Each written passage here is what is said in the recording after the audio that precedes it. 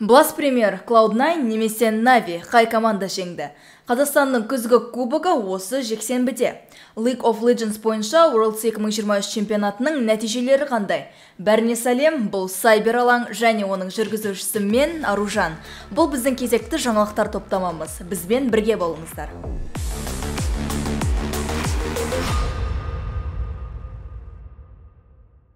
Біздің шығарылымдарымызды жіберіп алмас үшін YouTube арнамызға тіркеліп лайк баса кетіңіздер. Ал бүгінгі шығарылымның демеушісі HyperX.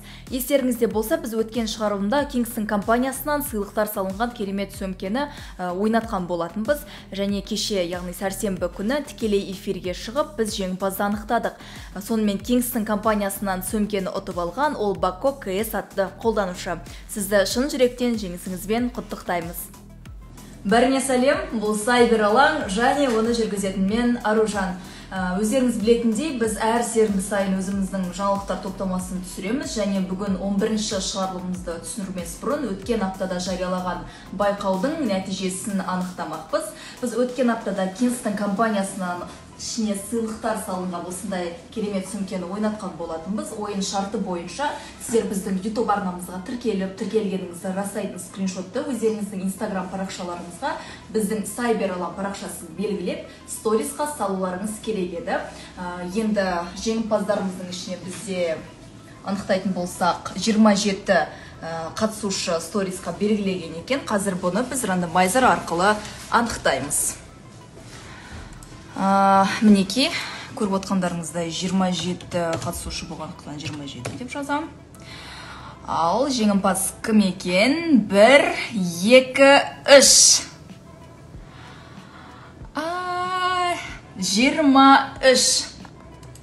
23-ші тұрған бізде Бакош есімді қатысушымыз. Сізді шын жүректен құттықтаймыз. Kingstonның сыйлықтары салынған сөмке сізге міндетті түрде барады. Ол үшін ең алдымен біздің Instagramда жазып, электрон поштаңызды міндетті түрде жіберіңіз. Сізді шын жүректен құттықтаймыз.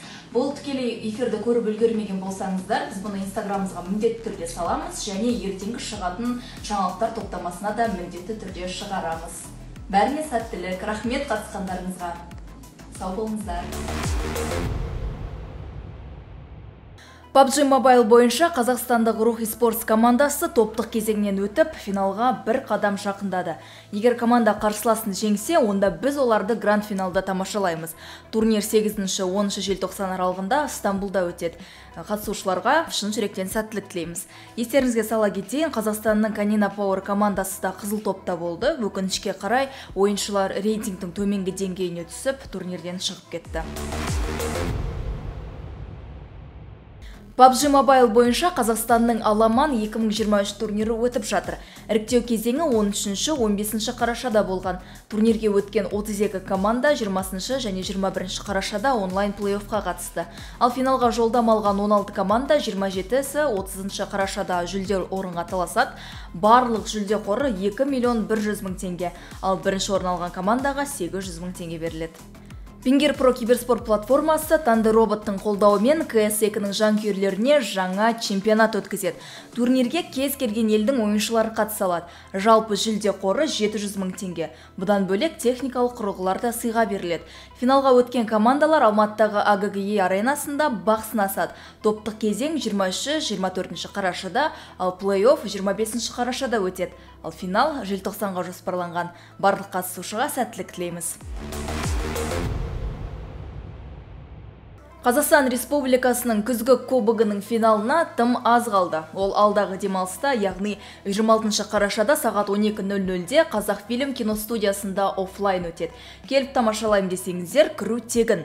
LAN финалында CS2, EA Sports FC24, MLBB бойынша тартысты ойын болмақ. Және ең маңыздысы, турнирде біз Сайбер алаң командасы да боламыз.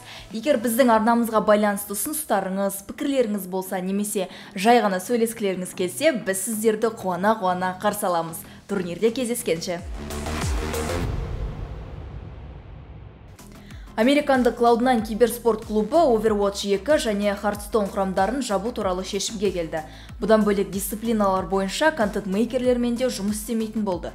Клуб Overwatch саласындағы барлық операцияларды аяқтап, бұл ойынға енді қатыспайды дегенде ақпарат бар. 20-дан астам адам, соның ішінде ойыншылар, менеджерлер және жаттықтырушылар Cloud9-нан кетті. Бұған дейін клуб Dota 2-ден шығып, Sing стримерімен ынтымақтастықты бұзған. Осыған қарамастан клуб CS2, Halo, League of Legends, StarCraft 2, Tekken, Valorant және Super Smash Bros. Melee бойынша құрамдарды сақтайды. Cloud9 ойыншыларды біртіндеп қысқартып жатыр. CS құрамында таратар мекен? Ойыңызды пікірге жаза кетіңіз.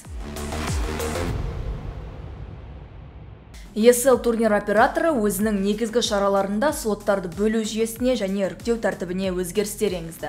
Олар IEM Katowice 2024, IEM Cologne 2024, ESL Pro League 19 және 20 маусымы, IEM China 2024 және ESL Challenger. Сонымен бірге алдыңғы турнирдің жеңімпазын келесі чемпионатқа слот бермеу, аймақтық инвайттарды өзгерту, біліктілік конференцияларына арналған слоттар санын көбейту не азайту, аймақтық турнир жеңімпаздарына слоттар қосу, кей аймақтарды турнирге шақыруды тоқтату, іріктеу кезеңдеріне қатысты өзгеріс енгізілді. Ал бұл ойындарға қалай әсер ететінін алда көре жатармыз. PUBG Battlegrounds'ты құрған Krafton Incorporated компаниясы Escape from Tarkov стиліндегі мультиплеерлік атқышын жасады. Project Black Budget деп аталатын жаңа жоба PUBG Studios басшылығымен әзірленіп жатыр. Геймплейде Escape from Tarkov рейдтеріне ұқсас. Әзірге жоба туралы мәліметтер құпия. 2024 жылы дербес компьютер мен консольдерде шутерді шығару жоспарланып жатыр, бірақ қашан екені белгісіз. Dota 2 бойынша ESL One Kuala Lumpur 2023 турниріне қатысатын барлық 12 команда белгілі болды. Командалардың 9-ы аймақтық іріктеу қорытындысы бойынша слот алды. Шығыс Европадан Betboom Team және Nine Pandas оза шапса, Team Secret және Team Liquid батыс Европада үздік шықты. Сонымен қатар турнирге Team Falcons, Invictus Gaming, Blacklist International, TSM және Vavitas Sagajas қатысты. Жарыс 11-17 желтоқсан аралығында Малайзияда өтеді және қатысушылар $1 миллион болатын жүлде қоры үшін күреседі. Ал қазақстандық ойыншылар Айбек Тие 2000 Тоқаев пен Әлімжан Вотсын Исламбеков ойнайтын PSG Quest және Entity командалары іріктеу кезеңінен өтпей қалды. Dota 2 бойынша жаңа патч шықты. Релиз 20 қарашада өтсе де жанкүйерлердің біразына ұнамай қалды. Бұл туралы Cybersports.ru былай деп жазады. Соңғы патчтың The International'дан кейінгі жаңартулардан айырмашылығы өте қарапайым. Тек бірнеше артефакт өзгерді. Кейбір кейіпкерлерге нерфтер және мүлдем пайдаланылмаған кейіпкерлер күшейтілді. Бұған дейін иттен кейінгі патчтарда контент көбірек еді. Мысалы, соңғы жаңарту 1 айдан кейін болды және кейіпкерлердің жартысында 9 артефактіге өзгеріс енгізілді. Сосын ойында Dynamite ивенті басталды. Бірақ айта кету керек, Valve контент шығару тәсілін өзгертті және енді TI-ді басты назарда ұстамайды.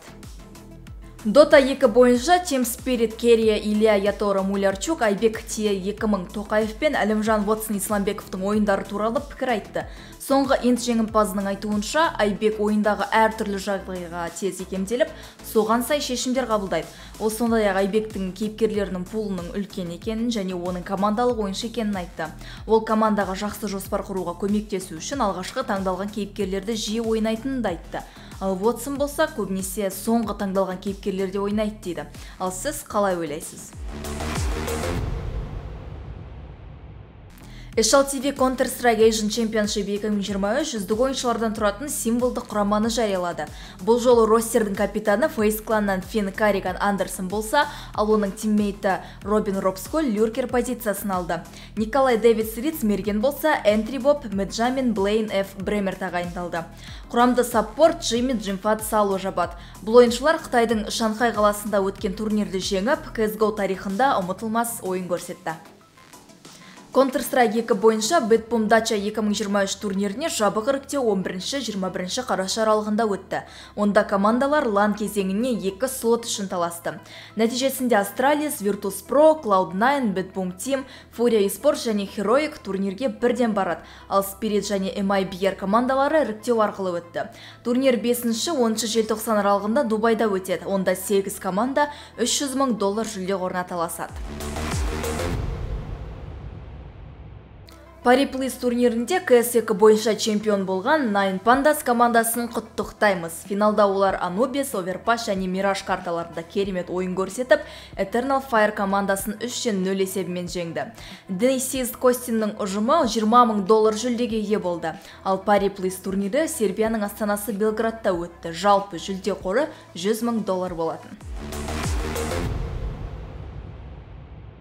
Харуми инсайдері қызықты қауесеттерді бөлісті. Оның айтуынша Parivision өкілдері Алексей Кекерт-Голубевті сатып алу туралы келіссөздер жүргізіп жатыр. Virtus.pro бұл ақпаратты әлі растамады, бірақ комьюнити қазірдің өзінде бұл трансферді күтуде. Бұрын Into the Breach'те жалға алу құқығымен ойнаған Кекерт қазіргі уақытта Virtus.pro командасында үзілісте. Оның болашағы Parivisionмен байланыста болады деген болжам бар. Біз жаңалықтарды қадағалаймыз. Егер сіз оларды жіберіп алғыңыз келмесе, біздің әлеуметтік желілерді бақылаңыз. League of Legends әлеміндегі T1-ның керемет жеңісі. Кореяның аты аңызға айналған Faker бастаған командасы 4-ші рет World Championship чемпион атанды. Гранд-финалда ойыншылары Weibo Gaming командасын 3-0 есебімен жеңді. Осылайша T1-ға $445,000 берді, ал Weibo Gaming екінші орынға $300,000 алды. Чемпионат оңтүстік Кореяда өтіп 19 қарашада аяқталды. 22 команда $2 миллион астам жүлде қорына таласты. Ал онлайн тікелей эфирді 6 миллионнан астам көрермен тамашалап, e-спорт тарихында жаңа рекорд орнатты. Әлемнің түкпір-түкпірінен келген жанкүйерлер қызықты жекпе-жекке куә болды. Ал T1 мен Weibo Gaming арасындағы финалды матчты тікелей эфирде 2 миллион адам қараған. Ал бұл бір Алматының тұрғындары бір уақытта матчты тамашалағанда әсер қалдырады. Ал сіз финалды көрдіңіз бе? League of Legends бойынша кезекті турнир жарияланды. Riot Games World Championship 2024 Лондондағы әйгілі 0-2 аренада өтетінін хабарлады. Бұл стадион 23,000 адамға арналған. Сол себепті өте әсерлі турнир болатын сияқты. Riot Games League of Legends'те жаңа кейіпкерді таныстырды. Бұл Хвей, жындармен күресетін суретші. 2023 World Championship Grand Final карталар арасындағы үзілісте жаңа кейіпкердің геймплейі көрсетілді. Хвей мидте тұратын сиқыршы және әзірлеушілер оны басқаруы қиын кейіпкер деп санайды. Трейлердер әртүрлі эффектілерді алу үшін біріктіруге болатын геймплей үзінділері мен қабілеттер жиынтығы көрсетілді. Мысалы, Хвей жақтастарын жылдамдататын, жауларын бәсеңдететін, нысандарды белгілейтін жол жасай алады. Кейіпкердің өзге де қабілеттері туралы толық ақпаратты ресми веб-сайттан алуға болады. Стримде болған сенсация. Атақты стример Тайлер Ninja Blevin соңғы айдағы табысын тікелей эфир кезінде кездейсоқ көрсетіп қойды. Мәс саған. 15 қазан мен 15 қараша аралығында $142,000 тапқан екен. Ол стримде бар болғаны 102 сағат қана отырған. Бұл оқиғаны 20,000-ға жуық көрермен тамашалапты. Бір қызығы, олар осы сәтте не ойлады екен. Шамасы бұл сома Twitch-тен түскен барлық табыс болуы мүмкін. Бұрынғы CSGO кәсіпқойы Олаф Мейстер Кайберден керемет жаңалық. Оның ұлы дүниеге келді. Киберспортшы Инстаграмда жаңа туған ұлының суретін бөлісті. Жанкүйерлері мен әріптестері құттықтап жатыр. Мысалы, FaZe Clan командасынан бұрынғы тиммейті Нiko Kovac та ізгі тілегін білдірген. Поляк экс-киберспортшылары Виктор Тазвойтас, Ярослав Пашабицев, Яжемковский және басқаларды құттықтаған. 2010-2021 жылдар аралығындағы көрнекті мансабында Олаф Мейстер 2 мейджорды, Эпицентр 2018 және ESL One New York 2017 басқа да көптеген турнирлерде жеңіске жеткен. Жалпы $1 миллион жуық табыс оның жетістіктеріне дәлел бола алады. Киберспортшыны қуанышымен шын жүректен құттықтаймыз. Отбасына бақыт пен жақсылық тілейміз. Razer және Dolce Gabbana коллаборациясымен таңғалдырып жатыр. Жақында Инстаграмда осындай құлаққаптар салынды. Постқа жеңіске жету үшін жасалған ойын индустриясы мен сән әлемінің топтамасы деп жазылған. Бұл тұрғыда маркетинг бөлімдері жақсы жұмыс істеген сияқты. Сонымен бірге құрылғыны 30 қарашада сатып алуға болады деп тұр. Саны шектеулі, ал бағасы қанша болады деп ойлайсыз? Пікірге жаза кетіңіз. Сіз киберспорт командаларының жалпы кірісінің 60%-дан астамын демеушілік құрайтынын білесіз бе? Біз сіздерге талдайтын зерттеуде осылай жазылған. Сондықтан табыстың аз болғаны командаларды экономикалық құлдырауына әсер етіп жатыр. Бұл ретте демеушілік бойынша келіссөздер қысқа мерзімді, сондықтан командалардың тұрақтылығына өз әсерін тигізеді. Сарапшылар киберспорт командаларының қаржысы аз екенін, табыс көздерінің шектеулі екенін және ұжымдар мен ойын құрастырушылардың арасындағы мүдделердің теңгерімсіздігін баса айтады. Ал біздің демеушіміз HyperX және біз осы компанияның атынан бүгін сіздерге осындай керемет ойын кілемшесін ойнатамыз. Кілемшені жеңіп алу үшін сіз алдымен біздің YouTube арнамызға тіркеліп, осы шығарылымға лайк басуыңыз керек. Сонымен бірге пікірге өзіңіздің сүйікті ойыныңызды жаза кетіңіз.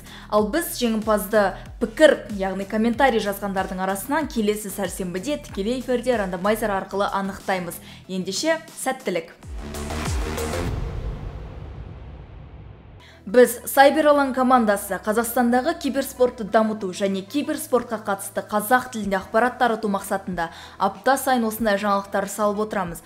Біздің шығарылымдарымызды жіберіп алмас үшін YouTube және Telegram арнамызға, TikTok пен Instagramдағы парақшамызға жазыла кетіңіздер. Сіздермен бірге болған мен Аружан, келесі аптада кездескенше.